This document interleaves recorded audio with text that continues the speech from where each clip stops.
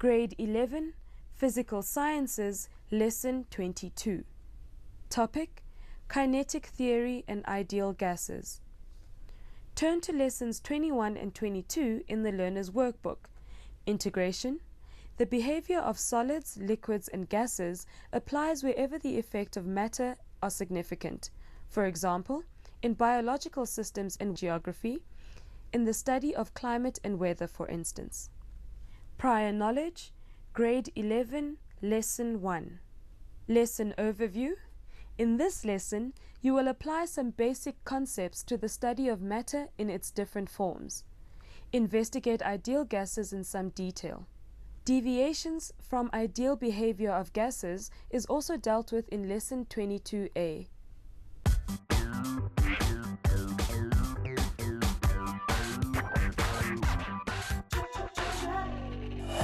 Hi and welcome, it's Tinyiko Wamachabkosa, and now it's time for Physical Sciences.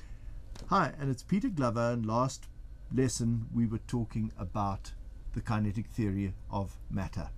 Now, the kinetic theory of matter is about matter as particles, particles cohering together with cohesive forces.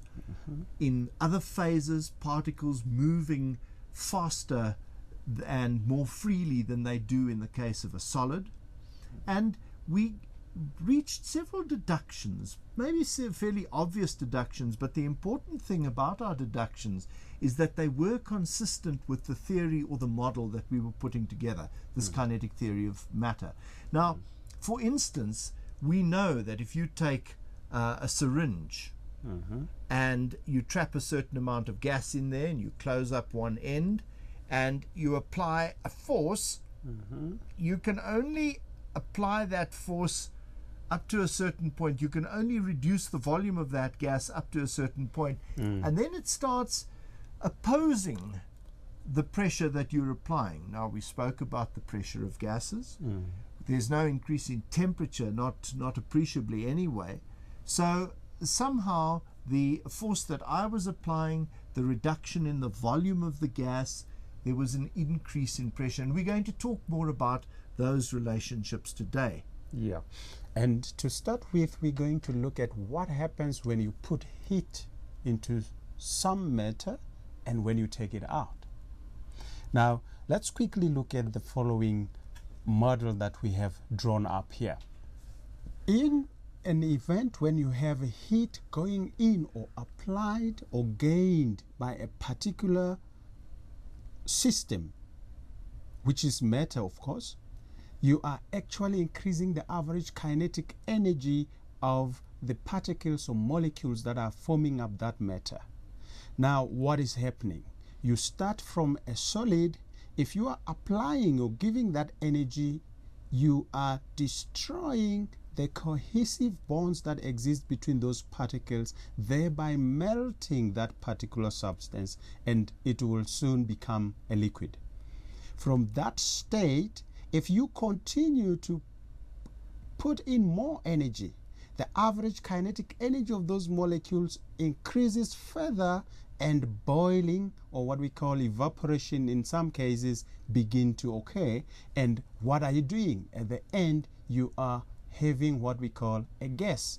If this was particularly water, we would have said we started with some ice, we put in energy, it becomes a liquid, so we've got liquid water there, and at the end, if we continue to put in more energy, we have water vapor, which is water in the form of gas.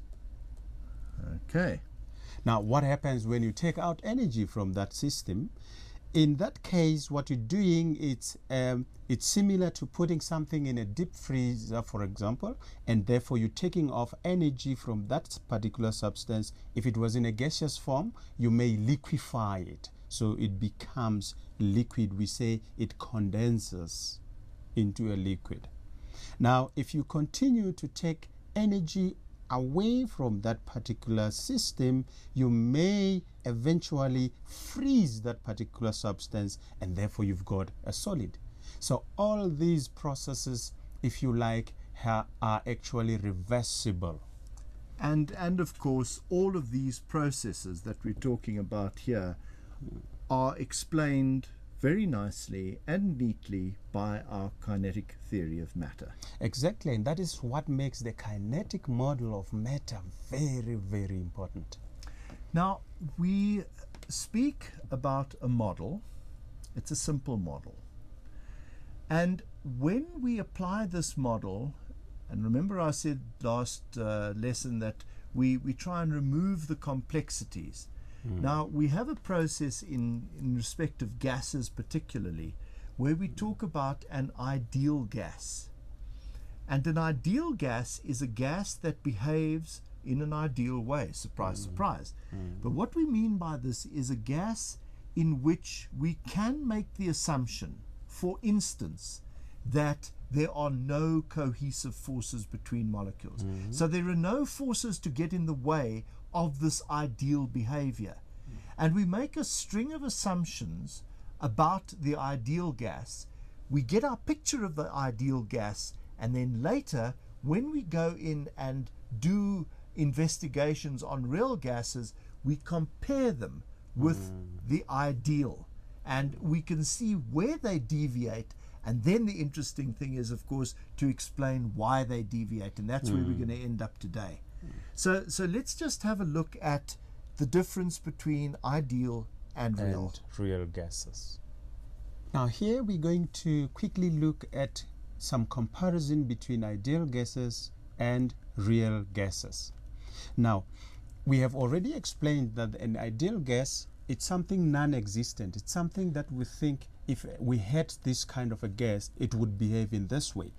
Now, an ideal gas model says that we have this gas having identical, perfect spheres or molecules. So they are all the same. They don't differ in any way. They occupy no volume. And next, they exert no force on one another. In other words, just like Peter indicated earlier on, there are no cohesive forces between molecules of an ideal gas. Even at very low temperatures and high pressures, we would never have those forces coming into play. Even though under those conditions, the distances between molecules, we would expect them to decrease. You know, if you high pressures, because you're pushing them all together, like in the syringe a moment ago, and low temperature where they're not moving around very much. Exactly. So but we still expect that there would be no forces existing between them. Okay. And that these molecules of an ideal gas will collide perfectly elastically with each other. In other words, what do we mean by this? What we are saying is that there is no loss of kinetic energy when they collide. Okay, now while Tanika was going through the aspects of the ideal gas behavior, you may have been looking in the left-hand column of that table and just seeing what it is that real gases do. Real gases, when they collide, they don't collide as elastically. Now, that's an important point. I must just go back to what elastically means. If two things collide elastically, it means that there is no loss of energy in that collision. But that's not realistic, because although these molecules are being viewed as something, a perfectly hard sphere, in fact, molecules in the real world are slightly squashy. They don't have perfect shapes like spheres. I mean, a very simple molecule like a helium atom would be pretty well a sphere. But normally they're not spheres. They're a little bit squashy. And so when they bump into each other, they deform a little bit before they go apart again. And of course, that is a slight loss of energy. So that's the real world. But the ideal world, well, we can get pretty close to ideal behavior. And again, we'll talk about that in a moment.